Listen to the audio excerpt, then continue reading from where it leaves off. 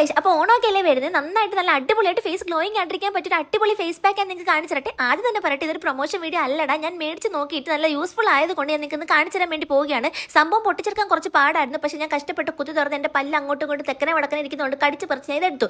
ഇത് ഫോക്സ് ടെയിലിൻ്റെ ഒരു എന്തോ ഫേസ് പാക്ക് ആണ്. എനിക്കിതിനെപ്പറ്റി വലുതായിട്ട് കാര്യമായിട്ടൊന്നും അറിയത്തില്ല. സംഭവം ഞാൻ അങ്ങോട്ട് പൊട്ടിച്ചെടുത്തപ്പോഴത്തേനും എടുത്ത് വെച്ച് കണ്ണി കുത്തിയിട്ടുണ്ടായിരുന്നു. കണ്ണ് ചുമന്നിരിക്കുന്ന ഇരിപ്പ് നിങ്ങൾ കണ്ടോ? അല്ലെങ്കിൽ ഞാൻ ഇങ്ങനെയാണ് എന്തെങ്കിലുമൊക്കെ സാധനങ്ങൾ ചെയ്തപ്പോൾ ഇങ്ങനത്തെ എന്തെങ്കിലുമൊക്കെ ഒപ്പിച്ച് വെക്കാറുണ്ട്.